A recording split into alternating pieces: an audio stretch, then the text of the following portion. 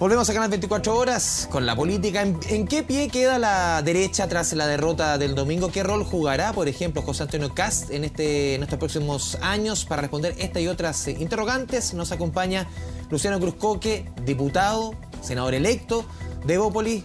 Diputado, bienvenido a Canal 24 Horas. ¿Cómo le va? Hola Andrés, gusto saludarte.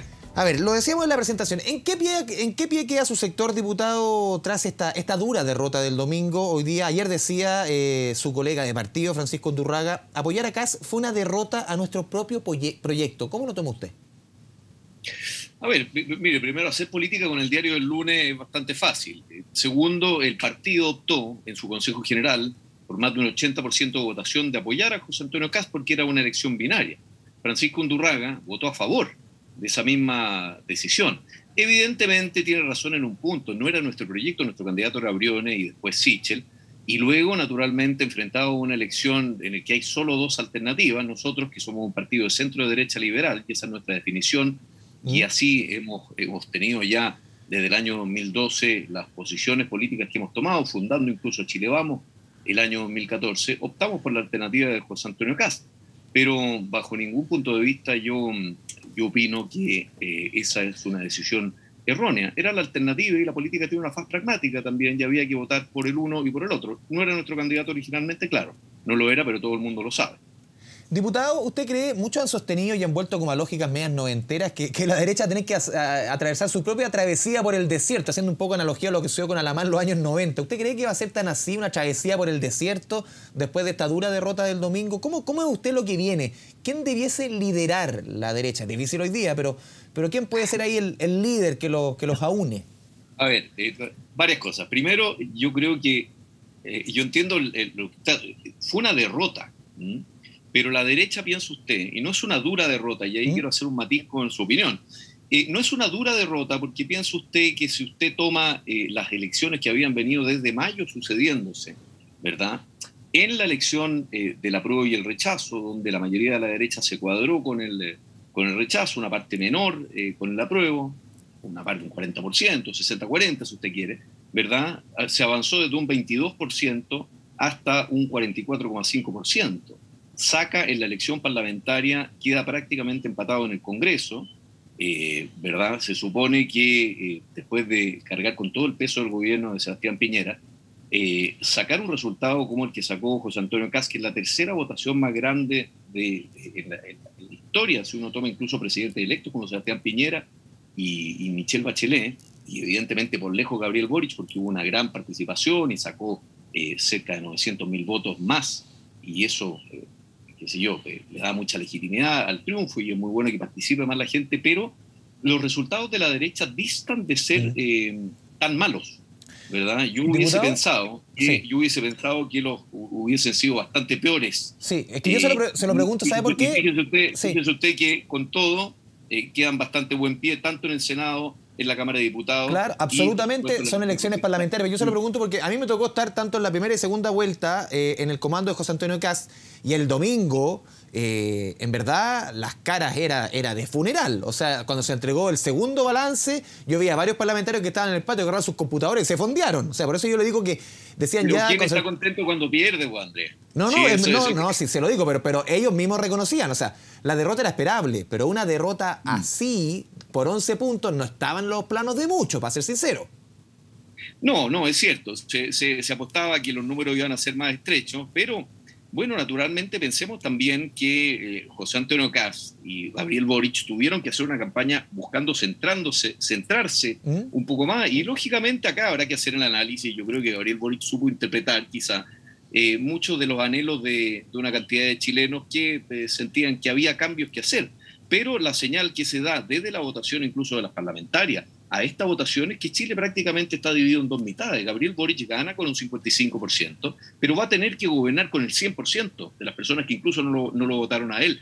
Entonces va a tener que hablarle a esa otra mitad o a ese otro 45% que con todo es una buena votación. Ahora, claro, uno siempre tiene que tomarse también las elecciones con espíritu deportivo, espera ganar. Fue una distancia mayor a la que esperábamos, por supuesto, pero hoy día si usted ve la relación en el Congreso y la relación de votos que sacó José Antonio Kast, me parece que si uno hubiera hecho o buscado hacer este análisis en mayo, recién en mayo de este mismo año, la verdad que uno pensaría que hubiese sido un milagro que la derecha sacase 45% de los votos o 3.600.000 votos. Sí, usted decía, claro, con el diario del domingo es más fácil, obviamente, hacer el análisis. El lunes, porque el domingo... Sí, perdón, con el diario del lunes me equivoqué de día. Sí, en la jerga futbolística, obviamente, que los partidos tradicionalmente son los domingos. Pero lo llevo al punto, ¿dónde cree usted que debiese ubicar la derecha, o dónde se puede ubicar la figura de José Antonio Kast? Usted lo mencionaba muy bien, la parlamentaria, el Parlamento va a estar muy equilibrado. Y ahí quizás el punto donde el mismo gobierno que va a asumir debiese buscar, quizás el punto de equilibrio no va a ser en José Antonio Kast, que está quizás más al extremo de ese Parlamento. ¿Quién debiese ser el punto de equilibrio dentro de la derecha para los próximos 4 años? Mira, hay varios elementos. Primero, claro, efectivamente, la figura de Antonio Kast empieza a tomar, de José Antonio Kast empieza a tomar mucho realce en un momento en que había un problema de violencia muy importante después de los festejos, de la conmemoración del 18 de octubre, ¿verdad? Había un temor, y un temor también natural en Chile con el Partido Comunista, temor que obviamente Gabriel Boric ha tratado de encargar de disipar, ¿verdad? Y obviamente que eso hizo crecer su figura. La figura de Sebastián Sichel en algún minuto, por distintas razones, se desfonda.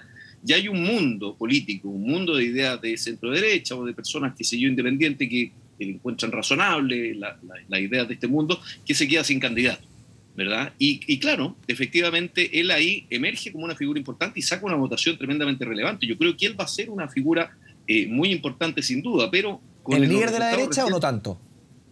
Mire, yo creo que va a tener un liderazgo importante porque tiene una cantidad de votos importante, pero yo hoy día con los resultados recién salidos del horno, con un proceso institucional en curso como es la Convención Constituyente, con un gobierno recién iniciado, con un empate en el Senado, ¿verdad? Y con un Chile Vamos que con todo tuvo una buena performance en las elecciones, me cuesta señalar que pueda ser o no el líder. Me parece que sí va a ser una figura relevante y probablemente puedo nombrar 3 o 4 más que sí van a ser también relevantes en la discusión. Pero como le digo, hacer proyecciones de acá a 4 años de quién va a ser la figura que va a tomar el relevo, y eso es un problema que hemos tenido en general en la derecha, siempre está pensando que vamos a tener una especie de figura mesiánica que va a venir a sacarnos del atolladero. Yo creo que precisamente parte del mea culpa que tenemos que hacer desde Chile Vamos y de la construcción del relato de centro-derecha es porque finalmente un candidato de derecha a secas, ¿verdad? De derecha conservadora, ¿verdad? Que no es la derecha, exclusivamente el mundo de derecha al que ha apostado Chile Vamos, que tiene una diversidad en ese mismo mundo mayor de ideas,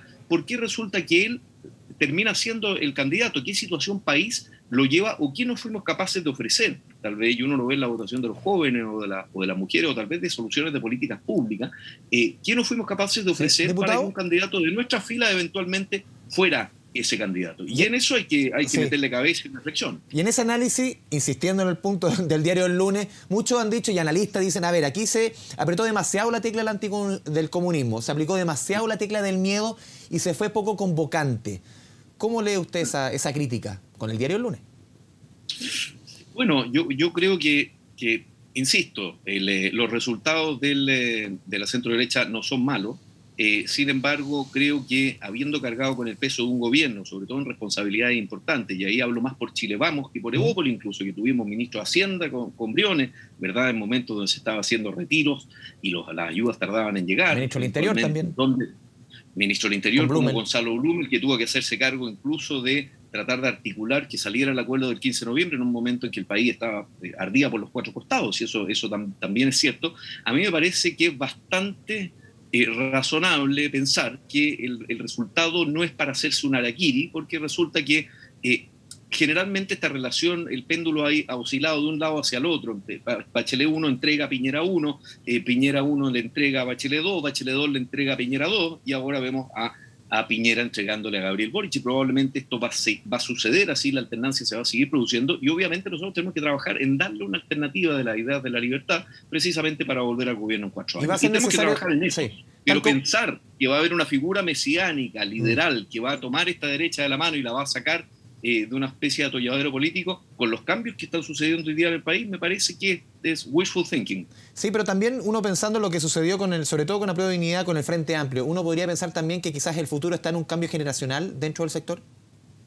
Bueno, claro, y hay figuras jóvenes que están emergiendo sin duda. Ahora, yo creo que las personas y son las ideas las que se tienen que poner delante. He visto, por ejemplo, la concurrencia de personas como Roberto Saller o Carlos Montes en el gobierno eventual, como eventuales ministros o eventuales figuras destacadas del gobierno de Gabriel Boric, y me parece muy bien que sea así. Tiene que haber figuras relevantes. Lo importante, Andrés, es que los proyectos políticos sean capaces de generar ideas, no solo de política pública, sino idear horizontes y sueños en los cuales precisamente la ciudadanía se pueda sentir convocada. Y evidentemente nosotros alcanzamos una votación importante, pero no fuimos capaces de generar ese proyecto que precisamente pudiera darle la cantidad de votos a la coalición para llegar a ser gobierno. Tendremos que mejorar ese aspecto, por supuesto, y esa es reflexión que vamos a tener que hacer los partidos en los consejos generales y trabajar nuevamente con mayor unidad, poniendo un poco la experiencia que hemos tenido durante estos años, precisamente para tratar de mejorar esas cosas que son problemas ingentes del país,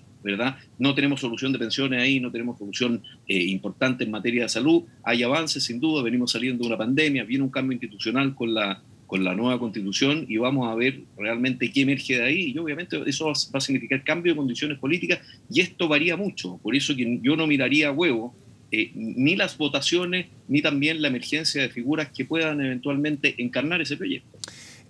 Diputado, ¿cómo una de las primeras medidas que ha dispuesto, que ha anunciado el presidente Boric para su gobierno va a ser el retiro de las querellas por ley de seguridad del Estado para los detenidos los presos por el estallido? ¿Cómo ve usted esa postura, esa medida que anunció el presidente electo? ¿Han habido algunas divergencias en cuanto a si va a afectar a todos, solamente va a ir caso a caso? Lo dijo Gabriel Boric, vamos a revisar caso a caso. Pero ¿cómo usted ve la medida, este retiro de las querellas por ley de seguridad del Estado? No me gusta, primero, porque yo he estado muy en conjunto trabajando con los locatarios y las personas afectadas en la zona cero, son parte de mi distrito actual. Son personas que han estado muy afectadas, hubo quema de metro, hay personas que están procesadas por aquello y me parece que precisamente lo que busca la Ley de Seguridad del Estado es gravar esos delitos. La Ley de Seguridad del Estado, le quiero recordar que es de Carlos Ibáñez del Campo, no es algo que haya inventado el gobierno militar o algo la dictadura, como usted quiera, pero en el fondo es precisamente para protegerse finalmente de delitos terroristas y eso tiene un agravante penal y por eso se ocupa, ¿verdad? La ocupó Lagos, la ocupó Bachelet, la han ocupado casi todos los gobiernos de la Concertación y me parece una pésima señal. Aquí se acusa un uso excesivo. Boric dijo, el presidente electo Boric, dijo que lo va a ver caso a caso y eso me tranquiliza un poco porque al ver las declaraciones posteriores de Camila Vallejo creo que van a tener que empezar a ponerse de acuerdo con eso, porque yo creo que si algo le pesó también en la campaña, sobre todo de primera vuelta, donde sacó un 25%, no nos olvidemos, fue precisamente esa ambigüedad respecto de la violencia. Yo creo que lo que quiere Chile es evidentemente cambios, pero cambios en orden, en paz y no indultando delincuentes. Por último, diputado, ¿qué oposición van a ejercer ustedes? Porque la oposición al presidente Piñera, sobre todo en los últimos 2 años, ha sido dura, ha sido muy dura. ¿Qué oposición van a ejercer ustedes a partir del 11 de marzo? ¿Va a ser similar a la que hemos conocido en los últimos años? ¿Cómo prevén ustedes desde el otro lado, un poco, la otra vereda, lo que van a hacer los próximos 4 años? Mire, queremos ser una oposición que sea lo contrario a lo que ha sido la oposición al presidente Piñera con 12 acusaciones constitucionales. Queremos ser una oposición dialogante que tienda puentes, justa, pero firme. Queremos desde nuestras ideas, desde lo que nosotros también creemos como proyecto de sociedad, ¿verdad? Desde darle libertad a las personas, desde que ojalá podamos construir el segundo piso de la casa y no resetear el país de los últimos 30 años, porque con todos sus ripios, en comparación con Latinoamérica y con muchos países del mundo, ha crecido y ha mejorado, y el estándar de vida, si nosotros lo comparamos hoy día bajo cualquier parámetro respecto de lo que este país era hace 30 o 40 años, es muy, muy distinto y eso la gente lo puede reconocer en sus propias trayectorias vitales. Vamos a estar dispuestos a cooperar en reformas tributarias siempre que no afecte el empleo, no afecte las pymes, permita el crecimiento, reforma de pensiones, por supuesto, y ahora el gobierno acaba de ponerle urgencia a la PGU, la Pensión Garantizada Universal, que ya establece un tope de 189.000 pesos, de 85.000 pesos para el 90% de la población, además de aquello que sean capaces de cotizar, y me imagino que el presidente Boric irá a trabajar precisamente sobre eso para sacar un proyecto que además lleva 2 años detenido en el Senado. Entonces, vamos a cooperar, por supuesto, pero vamos a hacer una oposición leal, justa, pero firme. Diputado Cruzco, que le agradecemos este espacio con Canal 24 Horas. Muchas gracias. Muchas gracias, Andrés. Chao, chao.